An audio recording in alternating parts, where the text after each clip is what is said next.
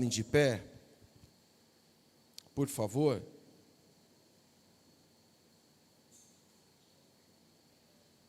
Eu quero pedir aos irmãos que abram as vossas Bíblias. Abram as vossas Bíblias na primeira carta aos Coríntios, capítulo de número 1. Eu vou ler do versículo de número 22 até o versículo de número 29. Deus abençoe Israel. Faz dias que eu não te vi aqui durante a semana, né, filho? Deus te abençoe. Quero ver você tocando aqui também, viu? Tá? Glória a Jesus. Primeira carta aos Coríntios, capítulo de número 1, versículo de número 22. Glória a Jesus.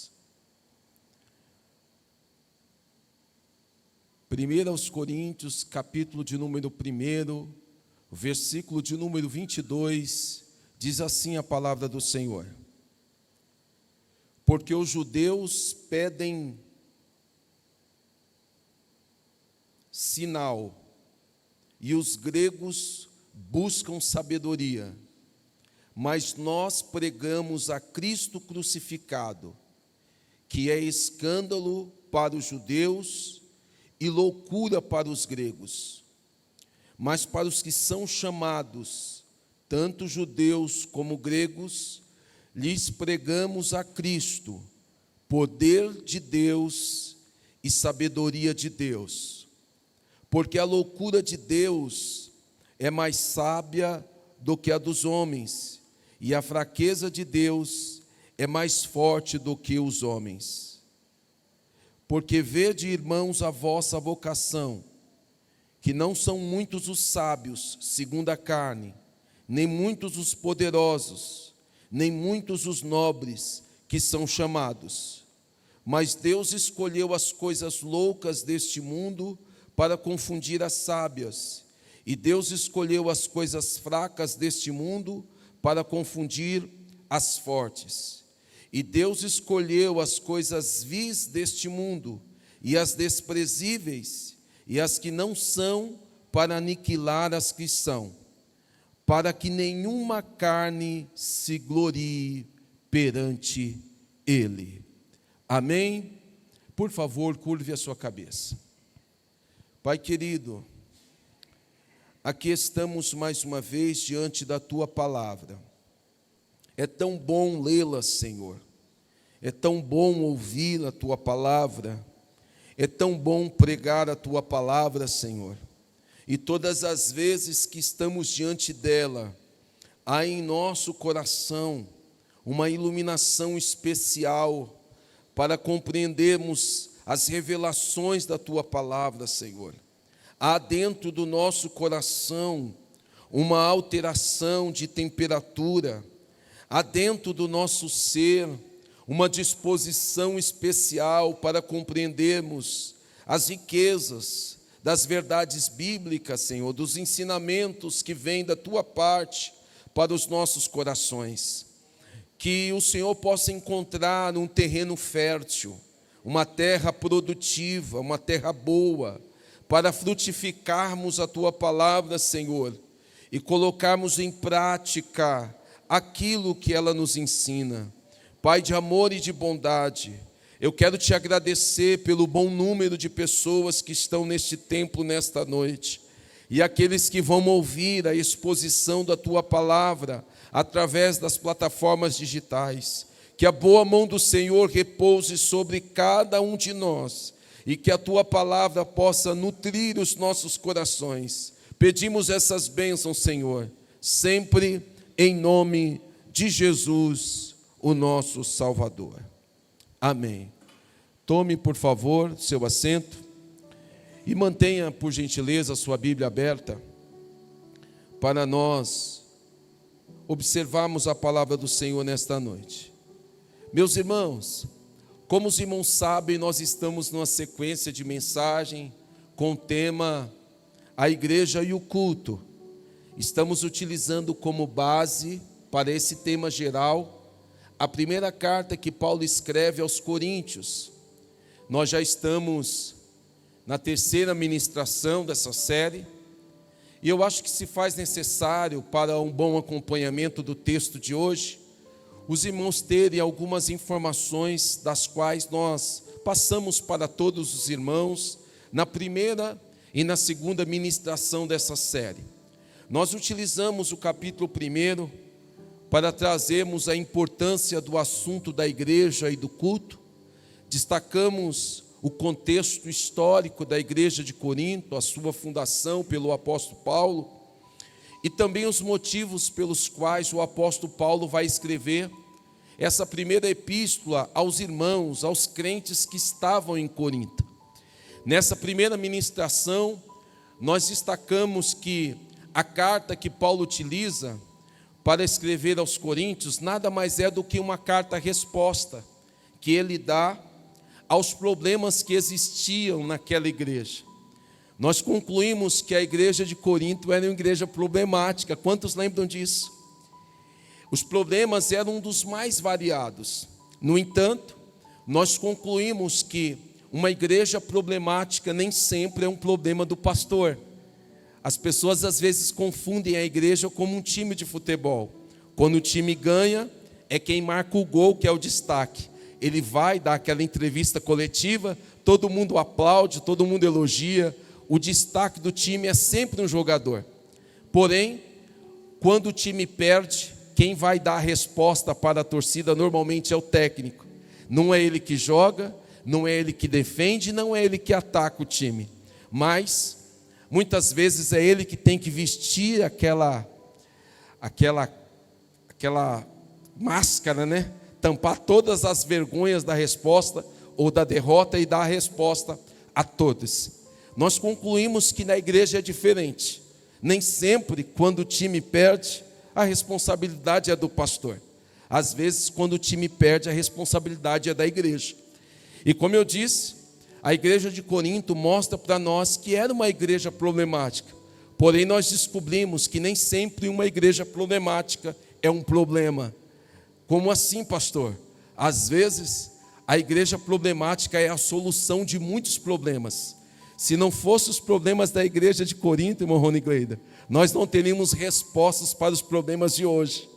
Então, as lutas que nós enfrentamos hoje vai servir de experiência para alguém depois. Os problemas que nós resolvemos hoje, amanhã serão respostas, serão soluções. As experiências mal-sucedidas de hoje, elas não podem ser descartadas. Elas precisam servir como instrumento pedagógico para o nosso crescimento, para o nosso desenvolvimento. E aí saímos daqui com a nossa alma regozijando, porque coisa que não falta para nós são problemas, não é verdade?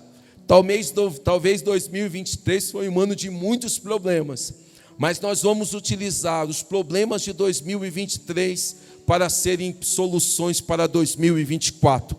Quantos recebem nessa noite essa palavra? Graças a Deus por isso. Na segunda ministração, nós continuamos desenvolvendo o texto e descobrimos que Paulo, na sua saudação inicial, ele diz que a igreja de Corinto era em tudo enriquecida. Lembram?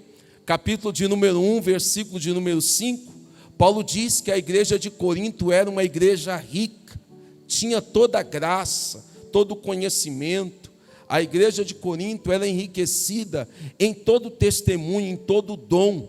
Eles eram ricos, inclusive, na esperança da volta de Jesus. No entanto, apesar de toda essa riqueza, eles tinham uma pobreza. A igreja de Corinto era pobre em comunhão. Eles tinham um problema muito sério, que era o problema do partidarismo. O problema da falta de comunhão atrapalhava aquela igreja. E apesar de Paulo dizer que eles eram enriquecidos em tudo, eles tinham esse déficit.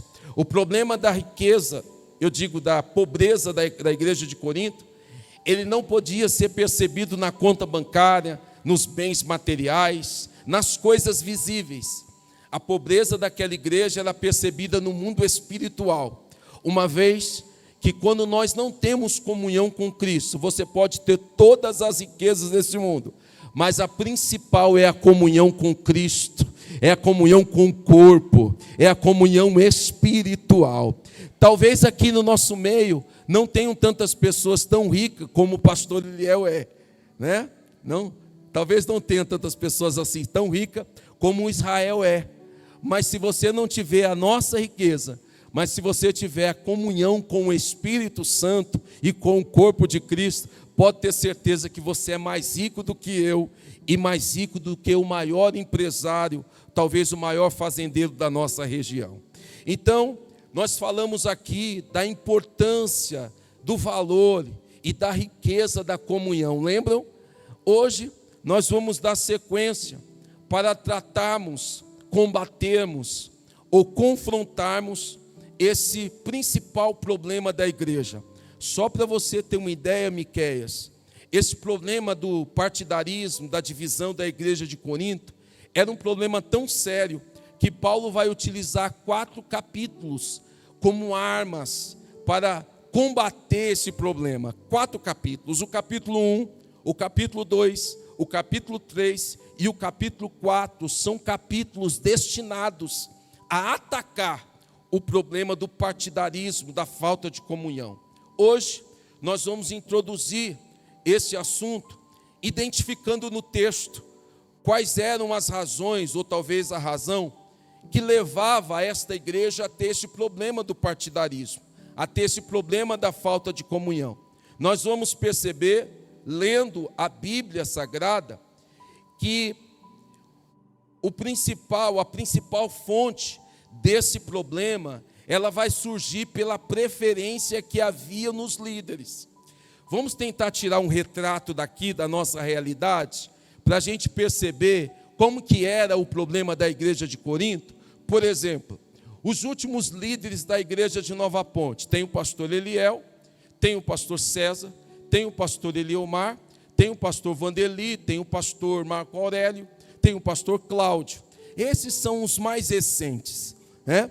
Então, só para vocês terem uma ideia, o que está registrado no versículo de número 12 do primeiro capítulo, vocês vão perceber que o surgimento desse problema se dá pela preferência que a igreja tinha pelos últimos líderes que tinham passado lá em Corinto.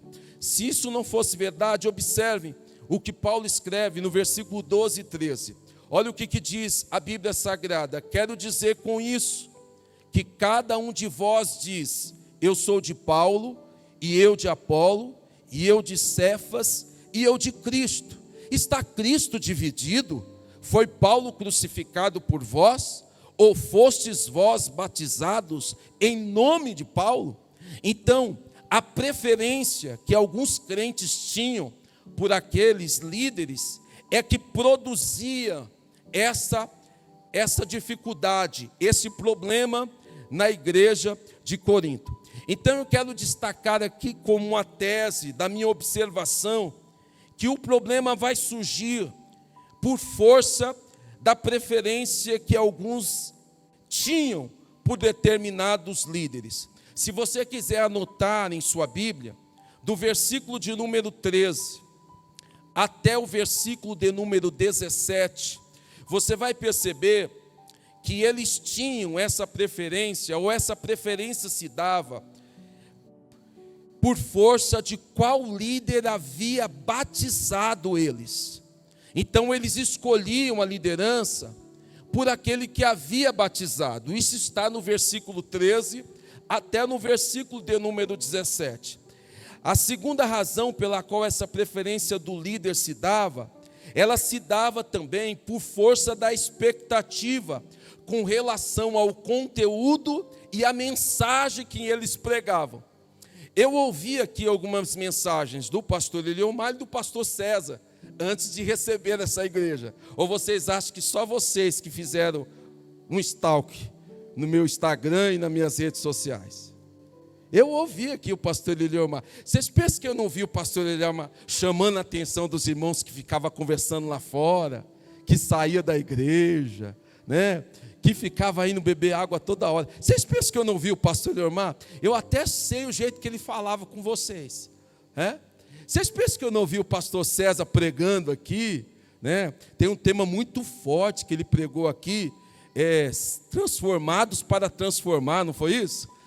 Eu conheço a igreja de Nova Ponte. Então, a igreja de Corinto, tem gente que está rindo para mim, é verdade, né? A igreja de Corinto também fazia a sua preferência pelo líder a partir do conteúdo e da mensagem que os líderes pregavam. Você vai perceber isso no capítulo de número 1, versículo de número 17 ao 24. Eu vou repetir, 17 ao 24, eles escolhiam a preferência do líder a partir do conteúdo e também do conteúdo da mensagem pregada.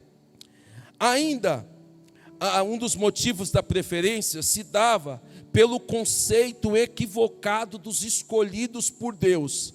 Isso está do versículo 25 até o versículo de número 29.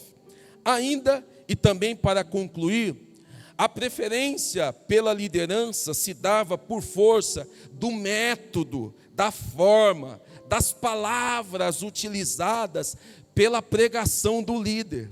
Então imaginem, né? Lá na igreja de Corinto tinha Paulo, tinha Apolo.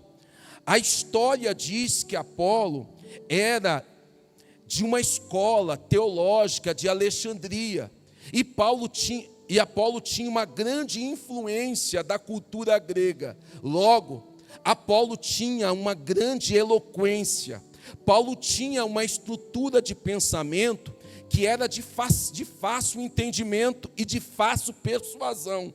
Quem ouvia o Apolo, conhecia, era envolvido, ria, chorava, se emocionava, acompanhava a narrativa de Apolo. Agora, quem ouvia Paulo sabia que Paulo tinha substância, Paulo tinha doutrina, Paulo tinha experiência com Deus. À medida que Paulo falava com conteúdo teológico que vinha do judaísmo. A escola de Paulo foi aos pés de Gamaliel. Então, quando Paulo falava, irmão Ivandir, as pessoas sabiam que tinha fundamentação teológica, tinha substância do judaísmo. Por falar em judaísmo, tinha um grupo lá que gostava de Cefas, que na verdade era Pedro. Quem pregasse com aquela doutrina assim bem raiz da Assembleia de Deus, né, que tem que pregar de terno e gravata, que prega usos e costumes, aqueles lá da nossa igreja lá, da Cidade Velha, quem pregava daquele jeito eram os crentes que gostavam de Pedro, né? Por falar em Pedro, né? Tem o José Pedro, que é o avô da nossa irmã, é raiz, né? Quem gostava daquele estilo assim mais conservador, eu tenho um jovem aqui que eu pastoreio ele presencial e virtualmente, ele fala assim, não, eu gosto do jeito que o pastor José Carlos de Lima prega, ali é pastor de verdade, né? E o pastor José Carlos de Lima é meu amigo, quem conversa e quer almoça com ele, né, sabe que é um homem manso, mas é um homem manso que tem autoridade. Aí o pessoal é pastoreado pelos recortes das redes sociais, aí fala assim, não, pastor de verdade é o pastor da Paraíba, pastor de verdade é aquele pastor que chega na doutrina, assim. Então tinha aqueles grupos que eram persuadidos pela maneira de pregar, pelo método de pregar. E aí Paulo vai utilizar esta preferência da liderança para combater o problema que existia do partidarismo naquela igreja. Paulo vai combater, e uma das formas de Paulo combater é mudando a percepção da igreja com relação ao líder. Paulo precisava mudar a visão da igreja, como que a igreja olhava o líder. No capítulo de número 3, que ele vai falar, eu plantei, Apolo regou, mas quem deu o crescimento é Deus, para ele ajustar a percepção da igreja, ele vai perguntar assim, quem que é Paulo? Ele mesmo perguntando, e quem é Apolo, se não ministros de Cristo? Ou seja, ele vai ajustar a percepção da igreja para dizer assim: o mais importante não é quem prega, o mais importante é a mensagem que é pregada. O mais importante não é quem fala, o mais importante é o conteúdo do que se fala. O mais importante não é quem fala, do jeito que fala, se fala devagar, se fala rápido, se fala engraçado, se fala com a cara fechada. O importante não é esse. Deus usa cada um da maneira que Ele quer, do jeito que a pessoa é. Por isso que Paulo diz: eu plantei, eu cuidei da terra quando ninguém queria, eu tratei da terra quando ninguém tratou. Apolo regou, que também é difícil, mas o crescimento veio da parte de Deus.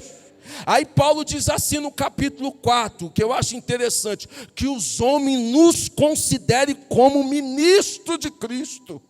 Então Paulo está dizendo assim: olha, para você acabar com esse negócio da preferência, entenda que os homens precisam ser considerados como ministros de Cristo Jesus. Mas esse não é o tema de hoje, nós vamos trabalhar nesse tema outro dia. Eu quero falar nisso porque esse capítulo 4 é um ajuste muito interessante, Ronigleida. Hoje em dia, ou você ama, ou você tem preferência, ou você odeia a pessoa.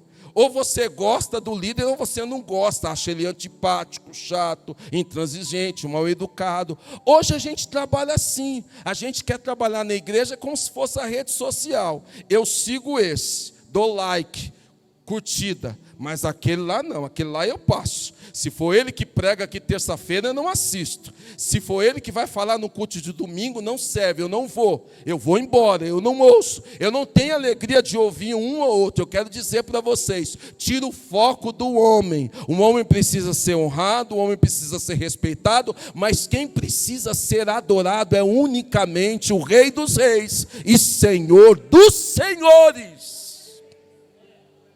Eu estou aqui por causa de Jesus. Eu sirvo essa igreja por causa de Jesus, não é por causa do meu presidente. Ainda que ele seja um homem honrado, ainda que ele seja um homem respeitado, ainda que a nossa igreja tenha 85 anos, quem morreu na cruz por mim foi Jesus. Mas não é a pauta para hoje, só uma aquecida. Vamos olhar, eu vou pedir para ler do versículo 13 até o versículo 17. Por favor. Nós vamos começar primeiro tratando da preferência, quando a preferência se dava por força do batismo. Eu vou pedir para o nosso irmão Adnilton fazer essa leitura, do versículo 13 ao 17. Ele vai ler quando Paulo ele vai combater o problema do partidarismo a partir da preferência que as pessoas tinham por ter sido batizados por alguns desses ministros. 13 ao 17, por favor. Capítulo 1, 13 e 17 ao 17. Está Cristo dividido? Foi Paulo crucificado por vós? Ou foste vós batizado em nome de Paulo?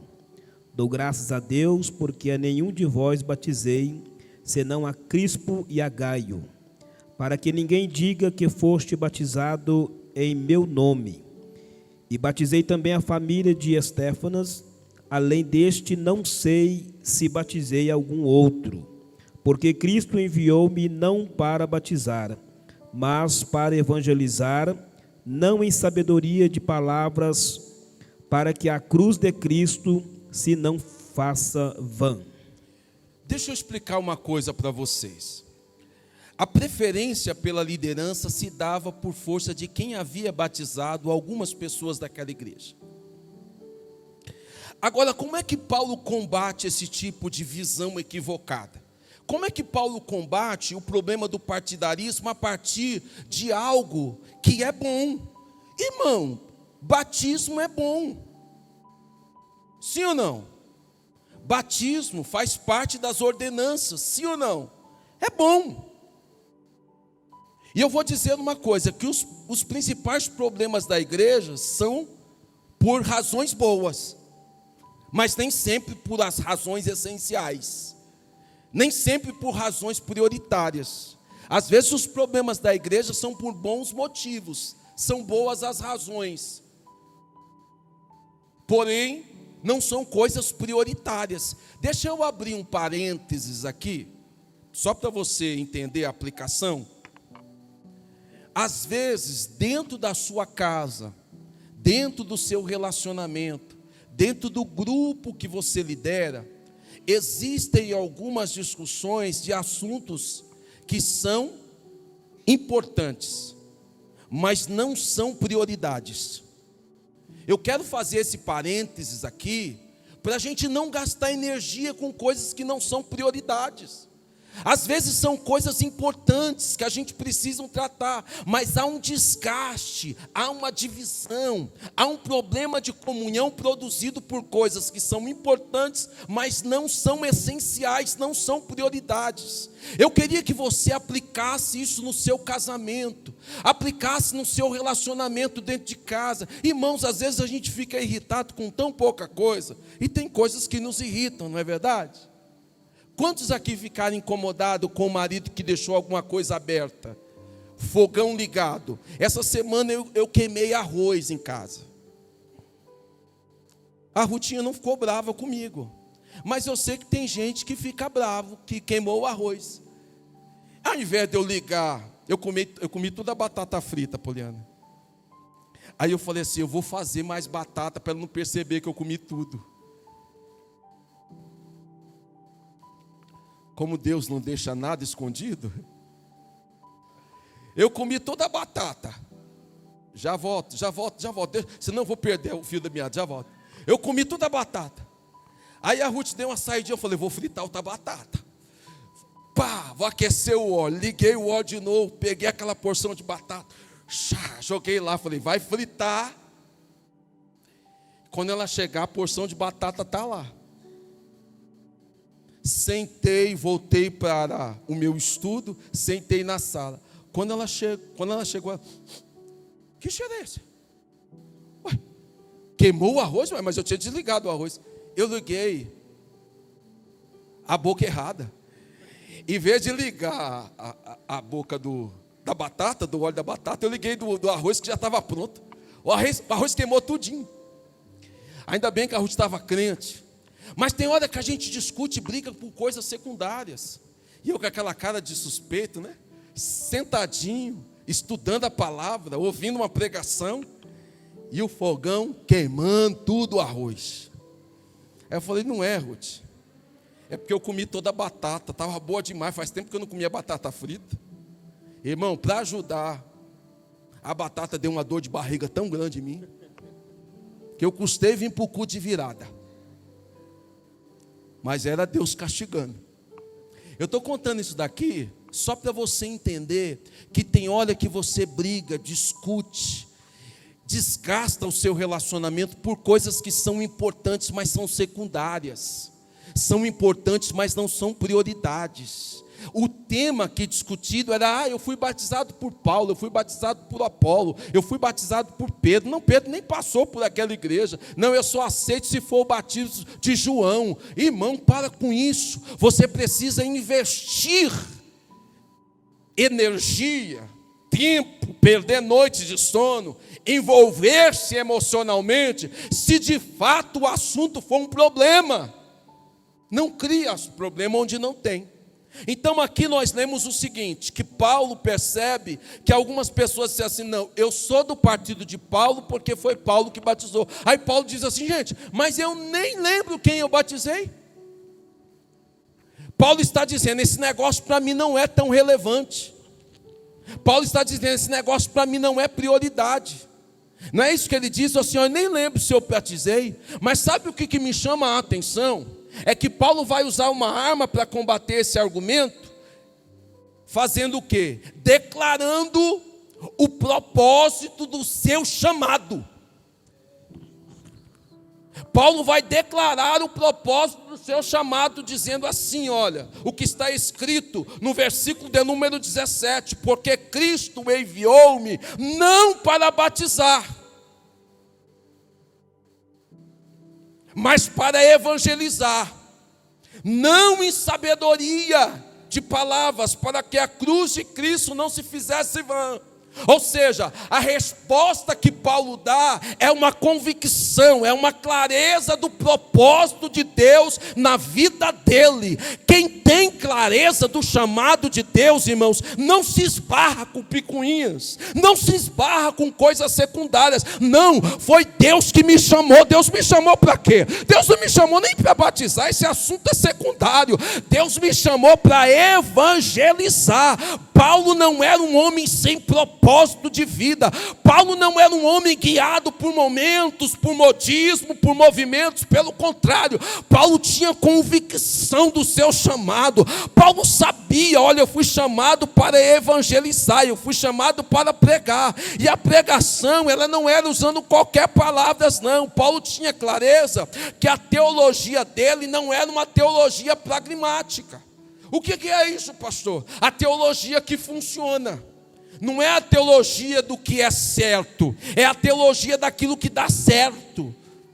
Porque hoje o que a gente ouve, eu não estou aqui te ensinando a partir de falar mal das pessoas nas redes sociais, mas o que a gente ouve é o seguinte: se aquele recorte daquele podcast, daquela mensagem é concordar com o que eu penso, aí aquele pastor serve, aí aquele pastor é bom. Mas Paulo não diz isso. Paulo não utiliza aquilo que está dando certo. Paulo trabalha com aquilo que é certo. O líder pragmático, sabe como que ele faz? Ele é focado apenas no resultado quantitativo. Ele não está preocupado com a sua família, ele não está preocupado com o seu crescimento, ele não quer saber do seu desenvolvimento espiritual. Já volto para o Senhor. Ele não quer saber do seu desenvolvimento teológico, não. Ele não quer que você cresça biblicamente, ele quer que você viva na dependência, ele quer que você viva com aquele pensamento medíocre. Mas Paulo não estava preocupado com isso.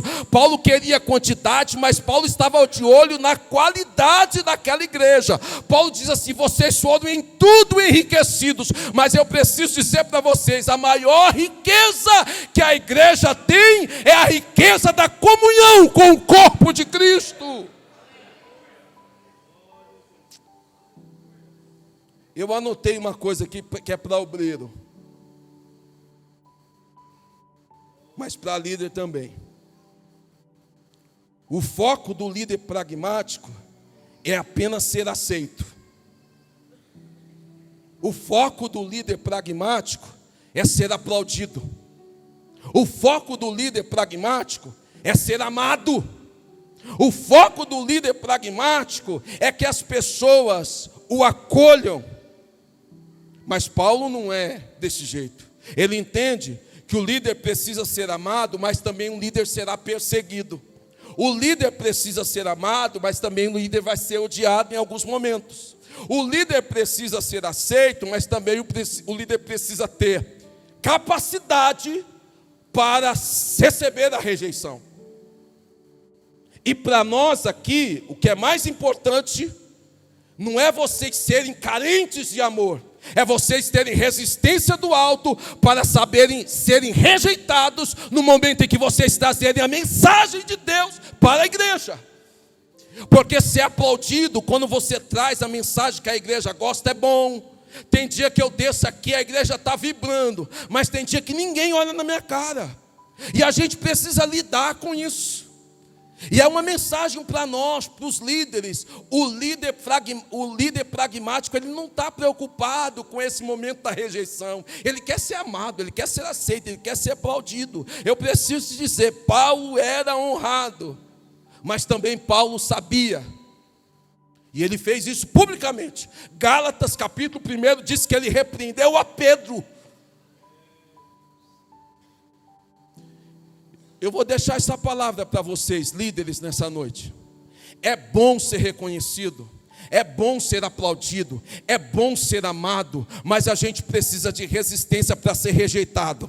Para ser rejeitado na família quando você fizer uma festa e não colocar bebida alcoólica. É você ser rejeitado na família quando você falar que o Natal é o nascimento de Jesus. Não é bebida, não é farra, não é música do mundo. Quando você disser não ao pecado, você precisa ter resistência do alto para dizer assim: eu vou andar com Jesus, eu vou amar a Jesus, eu não vou abandonar a minha esposa, eu vou dar bom testemunho que eu sou fiel a Deus aonde eu colocar a planta dos meus pés.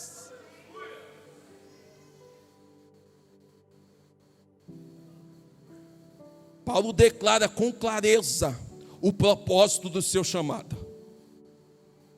Paulo declara com clareza: eu fui chamado por Jesus, irmão. Eu fui chamado por Jesus. É por isso que ele diz: ai de mim se eu não pregar o evangelho, porque é me imposta esta obrigação. Quando a pessoa é chamada por Deus, irmãos, é diferente.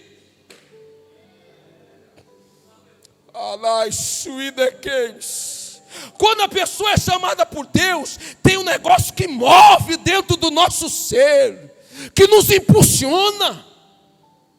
É bom que você tenha clareza do propósito de Deus na sua vida. Miqueias, quando você sentir no coração de pegar na mão de alguém e fazer assim: não, eu vou te conduzir até o altar, eu vou te conduzir até a presença, não, eu vou visitar, eu vou curar. Quando você sentir a graça de Deus na sua vida para isso, faça, porque é o chamado de Deus na tua vida.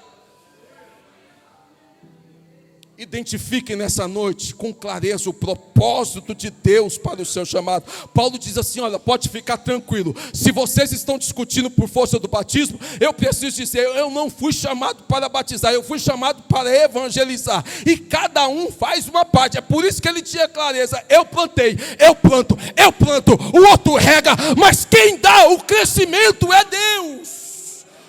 Estou sentindo graça. Te passa a palavra para eu respirar agora.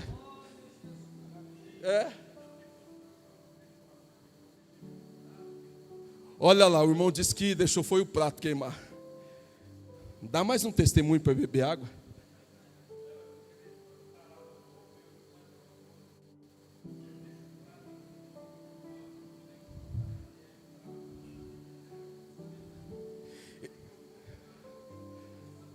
O nosso irmão está dizendo, irmãos, que ele também deixou queimar o prato, mas foi o prato, né? Espero que não tenha sido o prato principal. Meu Deus do céu, deixou queimar o prato, isso acontece, né? Deus abençoe.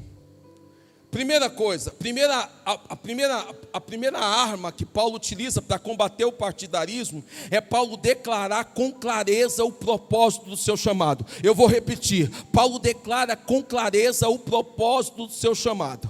Agora, irmãos, havia uma segunda razão pela qual eles tinham preferência pelo líder. Era por força da expectativa com relação ao conteúdo da mensagem.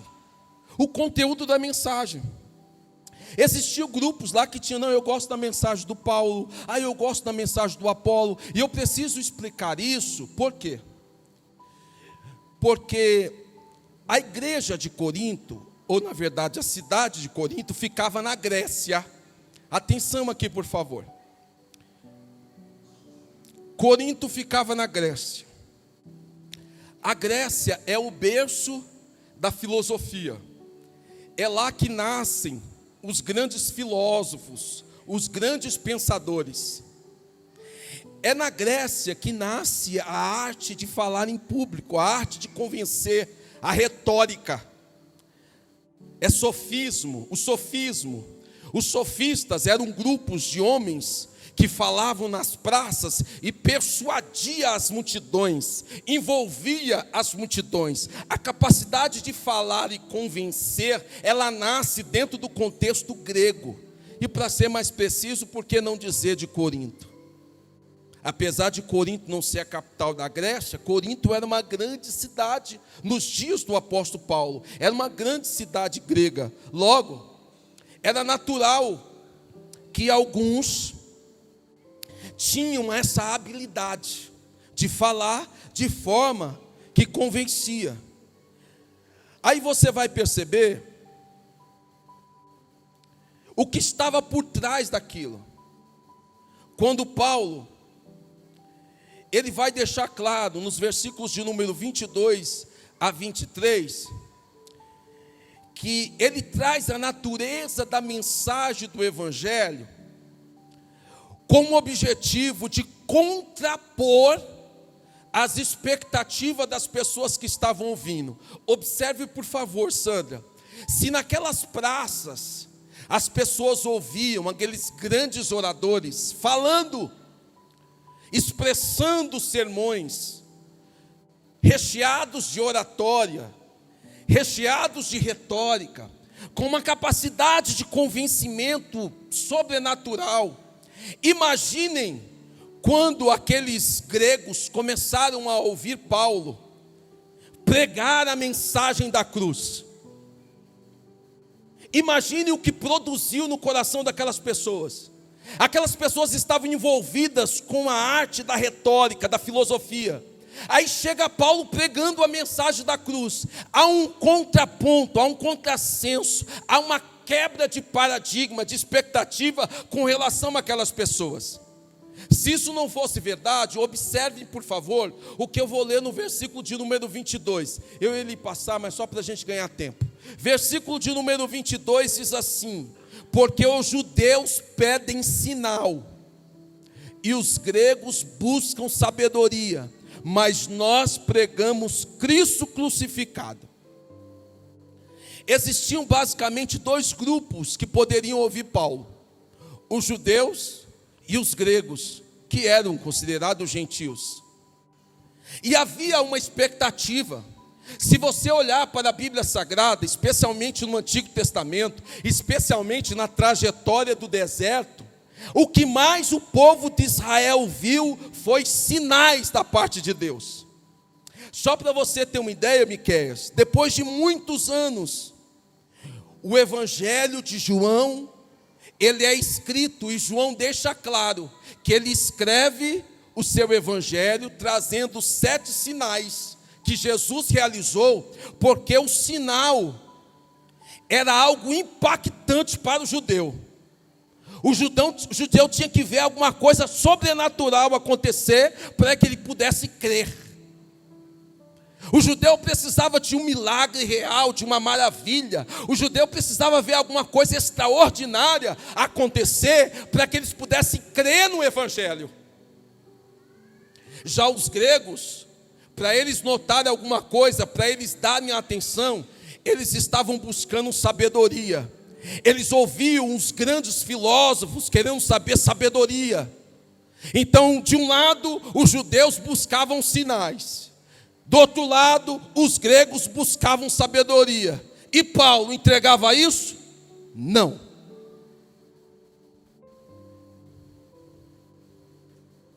Nunca foi o que você quer. Nunca foi o que você busca. Nunca foi o que você prefere. Mas sim aquilo que Deus acha que você necessita. Nunca foi aquilo que você gosta. Na verdade, às vezes você vai ter que digerir aquilo que você não gosta, mas é para o seu crescimento, é para o seu desenvolvimento. E eu recebo graça de Deus para dizer isto nessa noite. Depois você confirma se está aqui no esboço. É do céu para a tua vida. Nunca foi o que você quer, nunca foi o que você gosta, mas aquilo que você precisa da parte de Deus.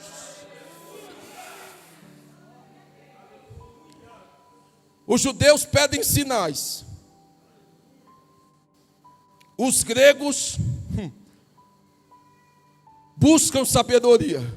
Mas nós pregamos Cristo crucificado. Agora imagine isso, eu vou explicar isso para concluir. Imagine isso, Poliana. Uns pedem sinais e outros pedem sabedoria. Aí o que Paulo diz? Eu prego Cristo e Cristo crucificado. Que é o quê? Escândalo para os judeus. Porque ver Cristo na cruz era escândalo, era vergonha. Como é que o rei dos judeus estava crucificado? Como é que o rei dos judeus estava lá numa cruz? Então, para os judeus, a mensagem da cruz era um escândalo, era uma péssima notícia, era algo que dividia o judaísmo. E para os gregos? não era nada de sabedoria, era loucura. Como é que um rei morre na cruz? Como é que um homem que realizou milagres, que transmitiu e pregou e falou de amor e praticou o amor, agora recebe em troca a crucificação? Isso é coisa de louco. Nós não acreditamos nisso. Nós acreditamos naquele que vence no corpo esculpido, o Deus grego, o vencedor do esporte, aquele que tem a sua estátua nos grandes templos. Paulo diz: não, ele não é feito, ele não é um Deus feito por mãos de homens, ele não pode estar nesse templo aqui, porque ele é criador de todas as coisas. Imagine Paulo pegando para os gregos dizendo não, os gregos dizendo é loucura. Paulo está dizendo não, não é loucura. Para Paulo a mensagem da cruz não era loucura. Não era loucura porque Paulo diz assim no versículo de número 24: mas para os que são chamados, tanto judeus quanto gregos, lhe pregamos Cristo, que é poder de Deus. Aleluia, aleluia. Os judeus não queriam sinais. Paulo está dizendo, então ele é poder de Deus. Não, mas ele está morto. Não, ele ressuscitou ao terceiro dia. Ele é o poder de Deus. E para os gregos, ele é a sabedoria de Deus. Aí ele conclui assim, irmão Marcos: porque a loucura de Deus é mais sábia do que a dos homens. Oh, aleluia! A fraqueza de Deus é mais forte do que a dos homens. Eu preciso liberar essa palavra para o seu coração. Levante a mão, que você vai começar 2024 diferente. Levante a sua mão. O que vem de Deus é muito melhor na sua vida. O que vem de Deus é muito melhor para a sua casa. O que vem de Deus é muito melhor para os seus projetos, para o seu negócio. Receba o que vem de Deus nessa noite. Aleluia. Estou sentindo graça para dizer isso. Estou sentindo graça para dizer isso. O que vem de Deus é muito melhor. O que vem de Deus é muito melhor.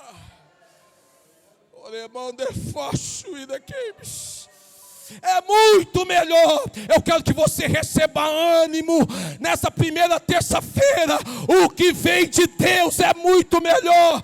Pastor, mas em 2023 eu não conquistei. Espera, porque o que vem de Deus é melhor. O que vem de Deus é melhor. Louvado seja o nome do Senhor Jesus.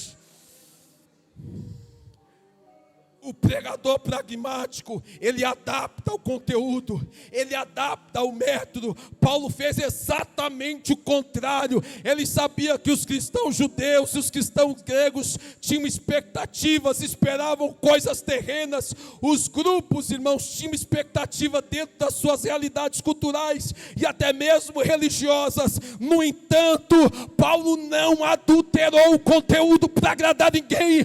Paulo não mudou o método.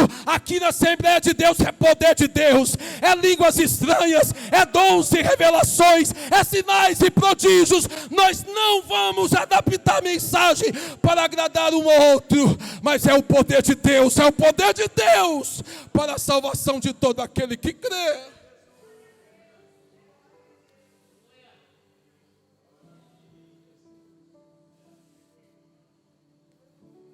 Fique de pé. Eu quero que você vá para casa nessa noite entendendo: a arma para combater a divisão na igreja, ela se dá exatamente por força de Paulo ter clareza do propósito do seu chamado, e Paulo ter clareza da natureza da mensagem que ele trazia. Eu quero orar pela sua vida nesta noite. Eu sei que muitas pessoas não vieram só porque não participaram do culto da virada. Eu sei que muitas pessoas vieram porque começaram o ano de 2024 com um propósito. Não, eu vou ser fiel, eu vou frequentar, eu vou receber a palavra de Deus, eu vou ser edificado. Eu sei que tem muitas pessoas que vieram a esse culto com um propósito. 2024 será um divisor de águas para a minha vida espiritual. A minha casa, o meu casamento vai ser diferente, o meu ministério vai ser diferente. E eu vim aqui nessa noite para ministrar para você: o que vem de Deus para a sua vida é bem melhor. É bem melhor, Francisco, o que vem de Deus para a sua vida. É bem melhor, irmão José Aldo, o que vem de Deus para a sua vida. Silas, é bem melhor do que vem de Deus, da parte de Deus para a tua vida. Eu quero orar por aqueles que desejarem vir aqui à frente. E nós já vamos encerrar esse culto para termos a ministração da ceia do Senhor. Se o Senhor falou com você, venha. Se o Senhor moveu o seu coração, venha. Venha, porque eu tenho certeza que 2024 será um ano de bênção, de vitória sobre a sua vida. Venha, eu quero orar pela sua vida. Estou te aguardando. 10 segundinhos, a gente já vai encerrar. Eu vou pedir para o nosso irmão Claudinei orar pela sua vida. Aleluia, oh glória, renova Jesus, renova Jesus, renova Jesus, renova Jesus, renova Jesus as forças do teu filho, da sua filha, dando a elas estratégias para usar essa arma contra a divisão na sua casa, no seu casamento, na sua família, no seu negócio, no meio dos seus funcionários. Renova Jesus, dá armas espirituais nessa noite, para que essa casa, para que essa família receba a unidade do alto. Oremão de falso e de games. Bendito seja o nome do Senhor. Eu estou te aguardando. O que vem de Deus é muito melhor, Jéssica. O que vem de Deus é muito melhor, Miriam. O que vem de Deus é muito melhor, irmão Adalto. O que vem de Deus é muito maior, irmão Miradinha. O que vem de Deus é coisa boa.